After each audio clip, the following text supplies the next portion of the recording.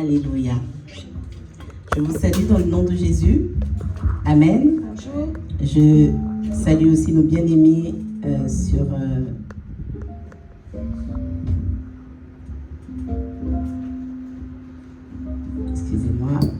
sur Zoom et sur tous les autres réseaux, notamment Facebook.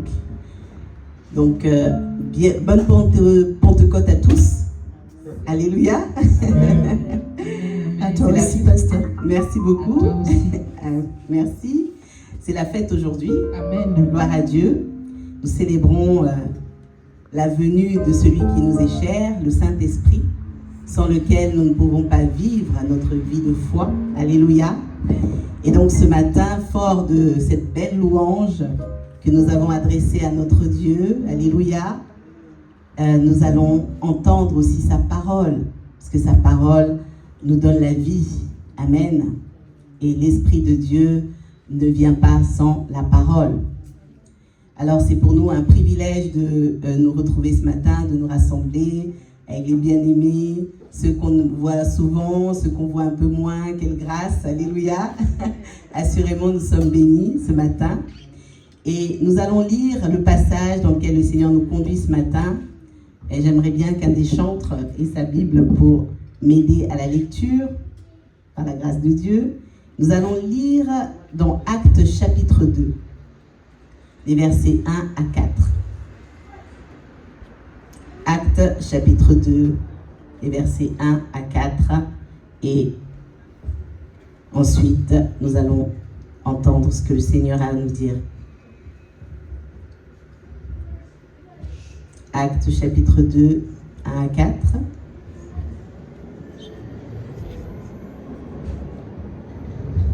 Est-ce que l'un d'entre vous a trouvé, peut lire? Oui, moi je peux. Merci, frère Timothée. Je lis la parole de Dieu. Quand le jour de la Pentecôte arriva, ils étaient tous ensemble au même endroit. Tout à coup, il vint du ciel un bruit comme celui d'un vent violent, qui remplit toute la maison où ils étaient assis. Des langues qui semblaient de feu leur apparurent. Séparées les unes des autres, elles se posèrent sur chacun d'eux. Ils furent tous remplis du Saint-Esprit et se mirent à parler en d'autres langues, comme l'Esprit leur donnait de s'exprimer. Amen. Alléluia. Alors, quand on lit le chapitre 2 des Actes, on a tout de suite en tête une image de film. Un film assez avec des effets spéciaux, assez spectaculaires. Et on nous parle de bruit d'ouragan quasiment qui secoue une maison.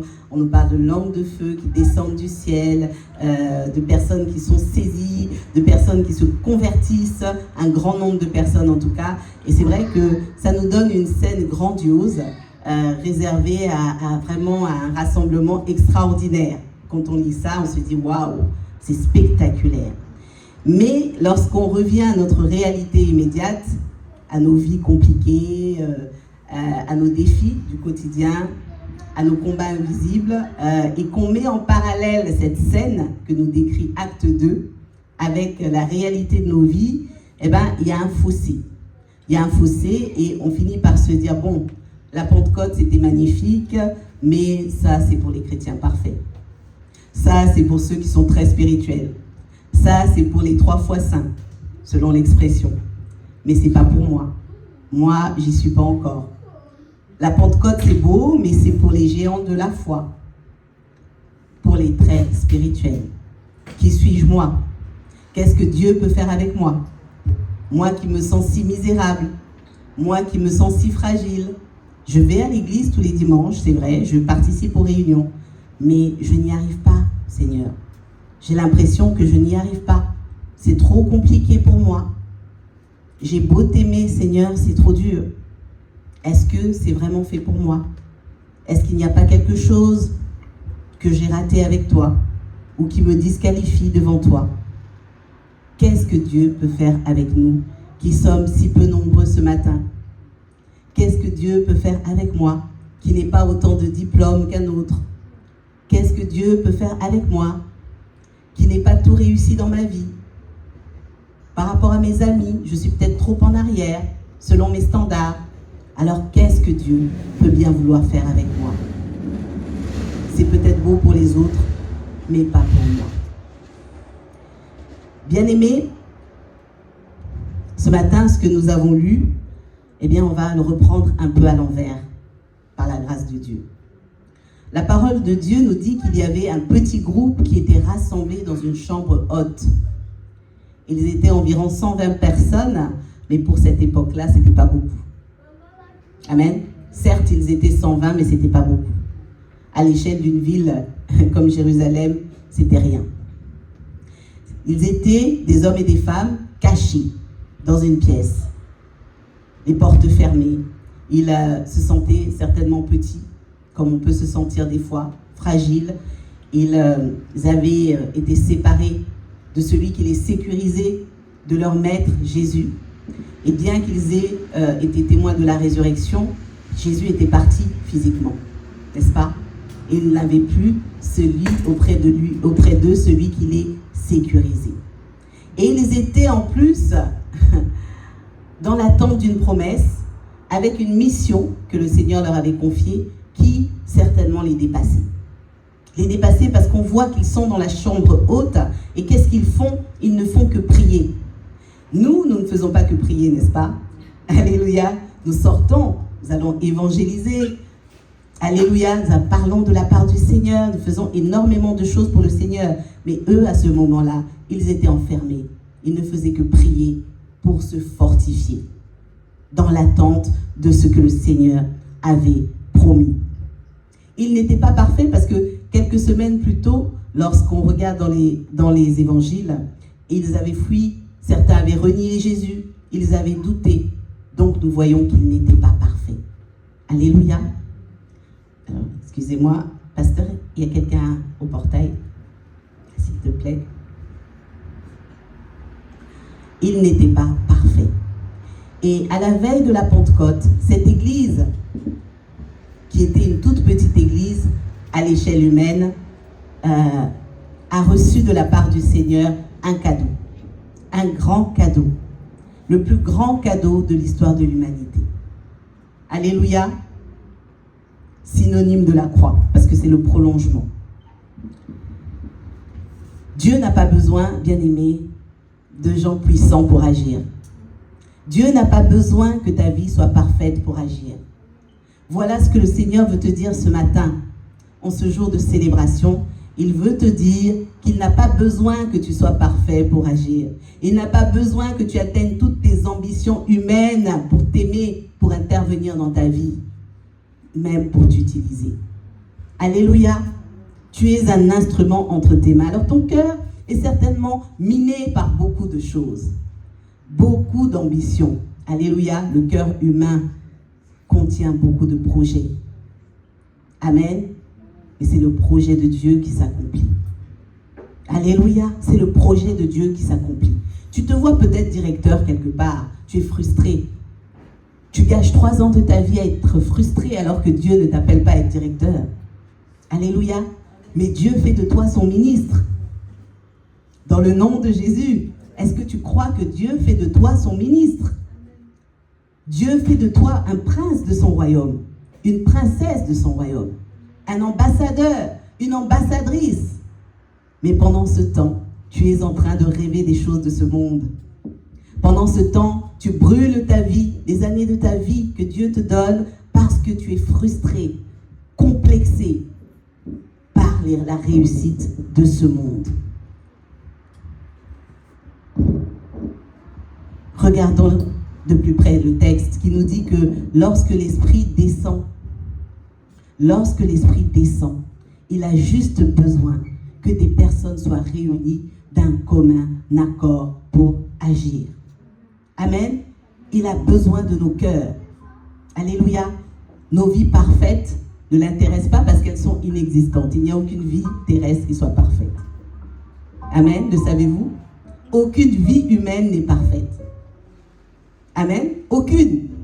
On va s'éblouir les uns les autres par ce que nous possédons, mais tout est poussière, n'est-ce pas? Amen. C'est pour ça que l'Ecclésiaste dit que tout est vanité. Ce sont des choses périssables. Et parce que nous sommes limités dans l'intelligence, eh bien, nous pensons que nous sommes supérieurs à cause de ce que nous possédons. Mais en Christ qui nous renouvelle dans l'intelligence, alléluia, ce n'est pas signe de supériorité. D'ailleurs, lorsque l'homme riche a voulu suivre Jésus, quand le Seigneur lui a dit « abandonne tes richesses », il a eu du mal. Mais Jésus n'était pas fou, n'est-ce pas? Comment peut-il lui demander de laisser ses richesses? Parce que ce n'est pas la vraie richesse. La vraie richesse, c'est d'être en Jésus. Amen. La vraie richesse, c'est ce que nous célébrons aujourd'hui. C'est d'avoir en nous l'Esprit du Dieu vivant. Alléluia. La parole de Dieu nous dit que des langues qui semblaient comme des langues de feu sont apparues. Elles ont été séparées les unes des autres et elles se sont posées sur chacun. Alléluia. C'est une précision importante. Elles ne sont pas allées se poser que sur Pierre parce que c'était le leader. Elles ne sont pas allées se poser que sur Jean parce que c'était le disciple que Jésus aimait. Mais elles sont allées se poser sur chacun de ceux qui étaient rassemblés. Amen. Sur chacun, du plus petit au plus grand, du plus grand au plus petit, du plus audacieux au plus timide. Le Seigneur a fait don à chacun. Et ce matin, est-ce que tu crois que Dieu te fait grâce à toi individuellement? Ce rendez-vous que nous avons ce matin, il est pour moi, il est pour toi. Alléluia. Il n'est pas plus pour moi que pour toi. Mais c'est à toi de prendre ta part. C'est à toi de te présenter comme ce morceau de bois que le Saint-Esprit veut embraser ce matin. C'est à toi d'entrer dans la vie. La vie est là. Entre, bien-aimé. Entre. Ne te prive pas parce que tu te sens inférieur, parce que tu te sens indigne. Nous sommes tous indignes. Alléluia. Tous indignes par définition. Mais quel amour que l'amour de Dieu, comme nous l'avons chanté. Quel amour que l'amour de celui qui s'est abaissé jusqu'à ceux qui étaient dans la boue. Moi, je ne sais pas quelle est ton histoire, bien-aimé. Moi, je connais la mienne. Je sais où Jésus est allé me chercher. Il n'a pas eu peur. Alléluia. Il n'a pas eu peur de traverser le feu, le vent, la tempête. Il a dominé les éléments. Il est venu me chercher. Alléluia. Là où personne ne serait venu me chercher. Il m'a sauvé de l'enfer. Il m'a sauvé de la condamnation éternelle. Et je crois qu'il a fait la même chose pour toi. Amen. Alors, bien-aimés, vous savez, il y a un principe pour ceux qui connaissent un peu comment ça se passe pour les feux de camp. Lorsqu'on met juste une grosse bûche, elle finit par s'éteindre. Mais quand on met plusieurs petits morceaux de bois, eh bien le feu prend et embrase tout le reste. Alléluia, tout le reste.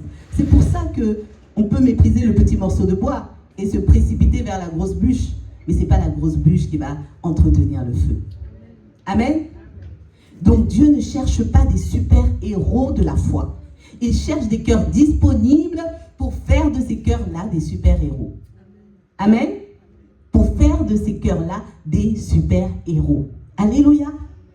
Moi, j'ai préparé cette Pentecôte avec beaucoup d'enthousiasme. Beaucoup d'enthousiasme dans mon cœur. J'étais dans une joie. Alléluia.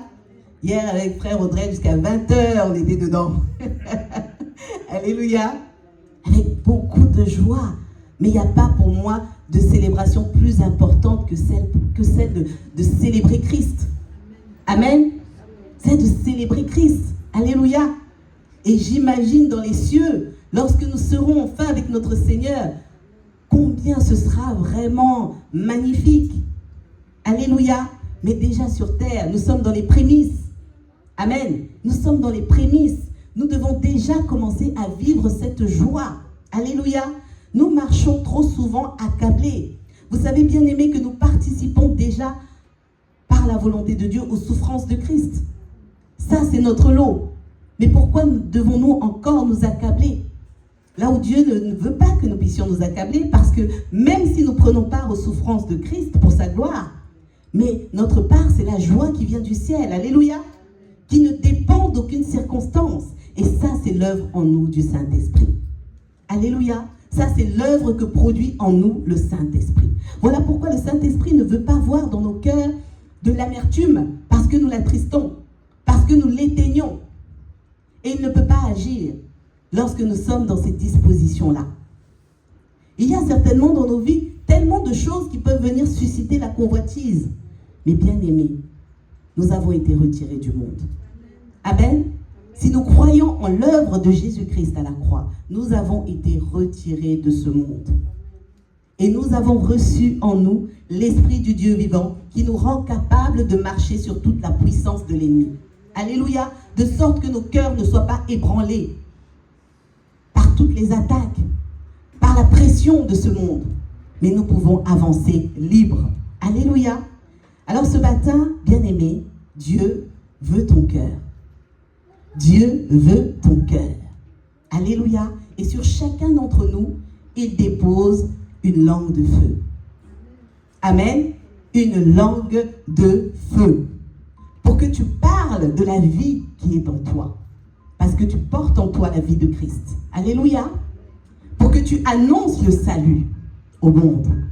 Et ça, chacun d'entre nous, selon la grâce que nous avons reçue, nous sommes appelés à le faire. Nous sommes des porteurs de vie. Alléluia. Porteurs de vie. Nous avons en nous l'Esprit du Dieu vivant, j'insiste. Alléluia. Est-ce qu'on peut imaginer à quel point nous sommes bénis?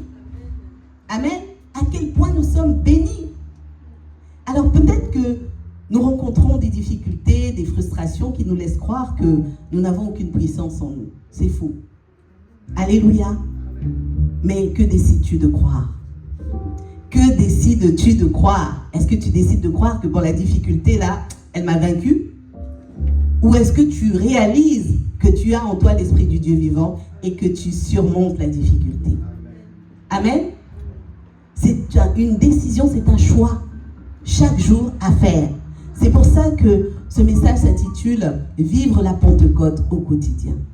Alléluia. Est-ce que tu veux marcher dans la victoire ou est-ce que tu veux marcher selon les principes de ce monde qui disent que lorsque quelqu'un te fait du mal, tu dois rester par terre et pleurer toute ta vie? Mais est-ce que tu veux décider de te relever, de regarder à ton Seigneur, de t'appuyer sur lui, alléluia, et de ne pas te laisser voler ta joie, amen, ta paix, celle que Jésus t'a gagnée au prix de sa vie, au prix du sang, alléluia. Est-ce que tu peux décider d'abandonner ta rancœur, ta peine à Jésus et accepter la liberté qu'il te donne, la capacité de continuer à avancer libre? Amen. Que le Seigneur touche nos cœurs. Touche nos cœurs. Humainement, nous avons beaucoup de limites. Et nous les regardons un peu trop. Nous les regardons trop. Alléluia. Lorsque j'étais à l'école, je n'aimais pas beaucoup les épreuves sportives.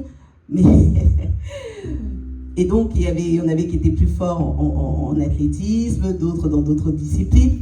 Mais ça n'enlevait en rien la valeur ni de l'un ni de l'autre. Amen. Mais dans ce monde, on nous catégorise. N'est-ce pas? On nous catégorise. Tu ne sais pas chanter, donc tu n'as pas de valeur. Même dans le corps de Christ, hein. On en a parlé mardi, n'est-ce pas? Tu ne chantes pas bien selon l'un, tu chantes bien selon l'autre. Eh bien, on se met dans des cases. Amen. On se concurrence. Des challenges constants pour se faire du mal, pour se blesser. Mais en Jésus, nous ne vivons pas ainsi. Alléluia.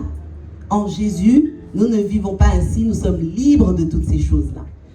Vous savez qu'il y a des gens, même surtout dans le milieu professionnel, hein, c'est vraiment très très intéressant à observer, qui passent leur temps à vouloir frustrer les autres, à vouloir se frustrer les uns les autres. C'est-à-dire que tu te lèves le matin, tu n'as pas d'autre ambition, pas d'autre projet que de frustrer tes collègues. Pas d'autre ambition que de critiquer, que de faire du commérage. Dès le matin, 6h du matin, pour ceux qui commencent à 6h, pour ceux qui commencent à 8h, dès 8h, on s'appelle pour faire des commérages. On fait en sorte de se surveiller, de s'espionner, pour démontrer que l'autre travaille moins bien que moi. Ainsi de suite. Et ce monde est comme ça dans un engrenage. Mais en Jésus, nous ne vivons pas ainsi, par la grâce de Dieu. Amen. Son royaume est fait de paix, de justice et d'amour. Voilà pourquoi l'Église de Jésus-Christ est le reflet de cela. Alléluia. Et fort de toutes ces tribulations, lorsque nous sommes rassemblés, nous voulons nous exhorter et nous rappeler que nous sommes différents. Amen, que nous sommes différents. Zacharie 4:6, ce n'est pas par la puissance ni par la force, mais c'est par mon esprit, dit l'Éternel des armées. C'est par l'Esprit de Dieu que nous accomplissons toutes choses. Alléluia. Alors, si nous sommes fatigués ce matin, si nous sommes épuisés, si nous sommes découragés, je prie pour que le Saint-Esprit souffle le vent du renouveau sur ta vie. Amen. Vraiment, reçois cette parole de bénédiction, que le Saint-Esprit souffle le vent du renouveau sur ta vie. Amen. Parce que c'est important, bien-aimé, que tu acceptes, que tu reçoives ce beau cadeau du Seigneur pour toi, pour ton cœur. Dieu t'aime tellement qu'il ne veut pas te laisser avancer avec un poids sur le cœur, comme si tu n'avais pas de père, comme si tu n'avais pas été racheté, comme si tu n'avais pas été sauvé. C'est sa force en toi qui prend le relais au cœur même de tes faiblesses. C'est alors même que tu es faible que tu es fort, car Jésus est fort en toi. Amen. Nous allons lire Actes chapitre 2 du verset 5 au verset 8. Jeunes frères, Actes chapitre 2, 5 à 8.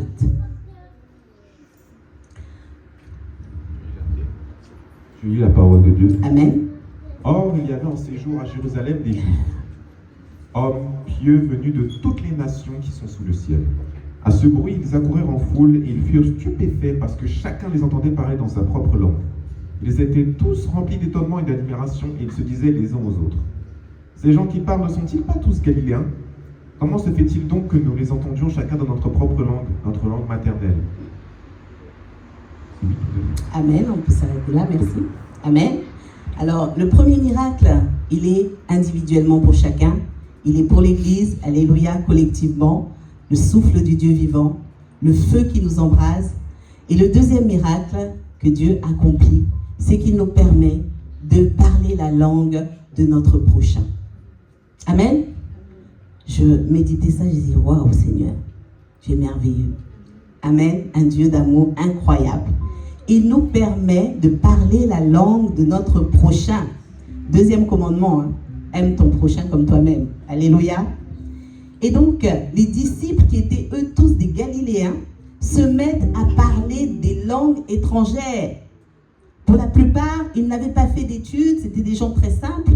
Ils étaient d'une autre langue et ils se mettent à parler des langues étrangères. Et tous ceux qui étaient dans la rue, qui venaient de différentes nations, les entendent et sont bouleversés par ce qui se passe. Ils se disent, mais comment ça se fait qu'on les entend parler dans notre propre langue, mais pas parler de n'importe quoi? De quoi parlait-il? Bien-aimés, il parlait des merveilles de Dieu. Alléluia, il parlait des merveilles de Dieu. Il n'était pas en train de se vanter et de dire, nous sommes les super disciples de Jésus. Il parlait des merveilles de Dieu. Alléluia. Et tous ceux qui étaient là les comprenaient. Alors, bien aimé, le sens de ce miracle que le Saint-Esprit est venu accomplir, c'est de briser les barrières culturelles. Alléluia. L'Évangile brise toutes les barrières. L'Évangile brise les barrières sociales, les barrières générationnelles, de sorte qu'il soit capable d'être annoncé même aux enfants. Alléluia. Même aux enfants. Parce que Jésus parle à tous les cœurs. Et il est venu nous rendre capables, en fait, de nous rejoindre. Et ça, c'est tout le travail qu'ont accompli les premiers disciples. Alléluia. Ils sont allés partout parler de la part du Seigneur. Peu importe nos différences, le Saint-Esprit nous permet de nous rejoindre. De rejoindre l'autre là où il se trouve. Nous avons été qualifiés pour cela, pour annoncer l'évangile à tous les cœurs. Alléluia. Alors certains me diront ce matin, mais moi je ne suis pas évangéliste. Mais moi je ne connais pas toute la parole de Dieu. Mais moi je ne me sens pas capable. La bonne nouvelle, c'est que Dieu n'a pas besoin que nous soyons capables pour nous mandater. Amen. Un sourire, ça bénit. Par un sourire, on peut évangéliser. Alléluia. Par une salutation, on peut évangéliser. Parce que lorsqu'on est ambassadeur d'un pays, il suffit que la personne sache que tu es ambassadeur. Alléluia. Elle n'a pas besoin que tu lui racontes toute ta vie. Elle n'a pas besoin que tu lui racontes toute l'histoire de la France. Si tu es ambassadeur de la France, tu te présentes comme tel, ça suffit. Amen. Et si en plus tu es bienveillant, accueillant, la personne se souviendra forcément de toi. Amen. Donc, Dieu ne nous demande pas d'avoir des stratégies marketing incroyables pour attirer du monde ou ce genre de choses. Mais il veut que nous soyons prêts à parler le langage des gens de ce quartier de Bobigny. Alléluia. Nous faisons des sorties le samedi. Il faut que nous soyons capables de parler le langage des gens de ce quartier. Amen. Que nous soyons capables de les rejoindre. Amen. Il faut que nous soyons capables de parler le langage de la voisine, peut-être très âgée, qui se sent seule. Et l'exemple que le Seigneur me donnait, c'est, mais un jour, tu peux aller visiter ta voisine et lui offrir une part de gâteau. Amen. Mais tu l'évangéliseras aussi en l'aidant à porter son sac, trop lourd. Alléluia. En ayant des gestes du quotidien pour les personnes que tu rencontres. Peu importe l'environnement. Amen. Tu peux parler le langage de ce jeune qui est déboussolé en prenant le temps de discuter avec lui sans le juger. Amen. Parler la langue d'un collègue de travail qui souffre en silence en lui offrant une oreille, juste une oreille, attentive. Et les gens ont besoin de ça. Alléluia, ont besoin d'oreilles attentives. Ont besoin de pouvoir se confier. Amen. J'ai entendu dire même que les psychologues étaient saturés. Psychologues et psychiatres. Tant le problème de santé mentale aujourd'hui est préoccupant. Ce ne sont que quelques exemples, mais ça montre une chose, c'est que l'Esprit de Dieu, le Saint-Esprit, nous donne le don de répandre l'amour de Dieu et avec créativité. Parce qu'il y a tellement de manières de le faire. Et nous oublions cela. Nous sommes tellement centrés sur nos problèmes, centrés sur nos besoins, que nous oublions que nous sommes pèlerins et que nous sommes en mission. Alléluia.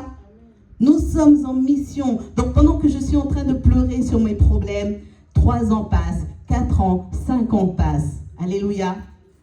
Je prends l'exemple de celui qui veut absolument avoir une maison avec un jardin. Le jour où tu l'obtiens, tu as 70 ans, il te reste 5 ans de vie. J'ai envie de dire, tu as passé 70 ans à rêver de ta maison et de ton jardin. Bon allez, on va dire 30 ans à rêver de ça, pour n'en profiter que 5 ans. Où est la logique, bien-aimés? Où est la logique? Et c'est vrai que la convoitise nous fait déraisonner. Alléluia. C'est pour cela que le renouvellement de l'intelligence est une bénédiction, pour voir comme Dieu voit. Alléluia.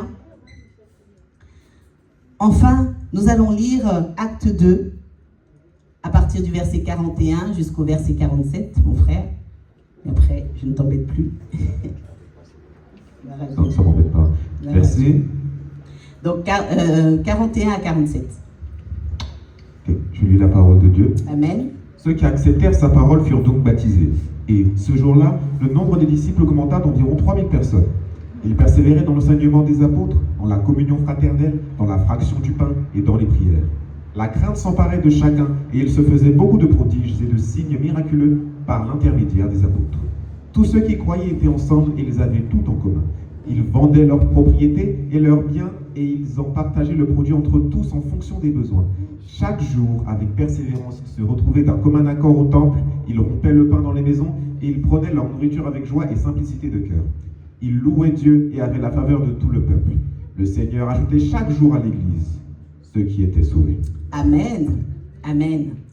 On découvre là le portrait d'une Église remplie du Saint-Esprit. Amen. Le texte dit qu'ils priaient ensemble, qu'ils persévéraient dans l'enseignement des apôtres, qu'ils excellaient dans la communion fraternelle et dans l'entraide. Alléluia. Et tout ça, bien aimé, c'est l'ADN de l'Église de Jésus-Christ. Si on ne se retrouve pas dans ce descriptif, si on ne se retrouve pas dans ces choses, nous sommes à côté. Alléluia. Et on ne peut pas recréer un modèle qui nous convient à nous-mêmes. Le modèle vient de ce qui est écrit dans les Saintes Écritures. Et dans notre communauté, nous avons une grâce immense. Une grâce immense, c'est qu'on se connaît quasiment tous par nos prénoms. Alléluia. Il y a des églises où ce n'est pas le cas, mais nous avons la grâce de pouvoir nous connaître tous par nos prénoms. Donc, nous ne sommes pas que des numéros. Amen. Si l'un d'entre nous n'est pas là ou est malade, on s'en rend compte tout de suite. Si l'un d'entre nous traverse une épreuve, une maladie ou quoi que ce soit, on s'en rend compte tout de suite et nous pouvons nous entourer les uns les autres. Nous pouvons nous soutenir concrètement. Nous pouvons nous aimer par la grâce de Dieu de manière authentique. Nous sommes équipés pour vivre l'évangile de manière authentique et pour impacter nos environnements respectifs. Amen. Pourquoi insister là-dessus? C'est parce que si nous vivons l'évangile, nous allons forcément impacter nos environnements. Alléluia. Une fois que nous sommes séparés les uns des autres, nous allons impacter nos environnements, fort de ce que nous avons vécu ensemble, fort de ce que nous recevons ensemble au travers de la communion fraternelle. Eh bien, nous pouvons reverser ça dans nos familles, dans notre voisinage, partout où le Seigneur nous envoie. Mais si nous ne vivons pas l'évangile lorsque nous sommes ensemble, si nous sommes juste religieux, nous nous rassemblons, nous chantons, nous dansons, nous avons passé un bon moment par la chair, parce que c'est par la chair, parfois qu'on passe ces moments-là, ah oui, ça arrive, eh bien, nous nous séparons, il n'y a aucun impact dans nos vies. Amen, il n'y aura aucun impact. La vie avec Jésus est très simple. Elle est faite de choix. La plus grande part, c'est lui qui l'a faite. Et mon Dieu, quelle part? Mourir à la croix. Amen. Ressusciter. Vaincre tous nos ennemis. Mais à partir du moment où nous acceptons, alléluia, la grâce qui nous est accordée, eh bien, tous les jours, nous devons choisir, décider de qui nous voulons suivre. Amen. De qui nous voulons suivre. Et si nous voulons le suivre, nous devons vivre selon sa parole. Nous devons vivre dans l'obéissance à sa parole. Et ne pas simplement faire de la théorie pour paraître. Parce qu'on ne se moque pas de Dieu, Dieu sait tout. Alléluia. Et le résultat, c'est que nos vies en sont le reflet. Nos vies sont souvent le reflet de notre désobéissance. Amen. De notre désobéissance ou de nos choix. On va le dire comme ça. Des choix que nous faisons. Mais Dieu est tellement bon, bien-aimé, que si nous prenons l'engagement de nous dire, mais Seigneur, écoute, je vais essayer. Je veux voir ce que ça donne. Quelle est la différence entre ma vie avec toi et la vie d'avant? Entre quand je vivais sans toi et maintenant, je veux décider de vivre avec toi et voir comment est cette vie avec toi.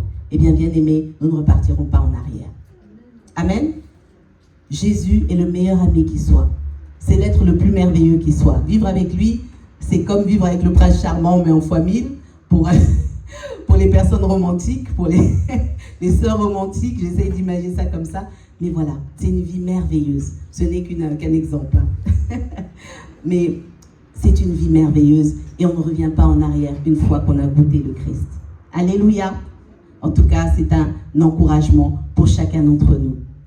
Et le Seigneur dit qu'il a ajouté chaque jour à l'Église ceux qui étaient sauvés. Et ça doit nous interpeller sur le fait que les disciples ne fabriquaient pas la croissance par leurs propres calculs, par leur stratégie humaine, mais leur travail à eux, c'était de vivre l'évangile. Amen. Ils étaient concentrés à vivre l'évangile. Et j'étais frappée quand je lisais que 3000 personnes se sont converties et qu'ils avaient toujours ce système d'entraide. Ils y mettaient du cœur. Et je me disais, oh Seigneur, 3000 personnes.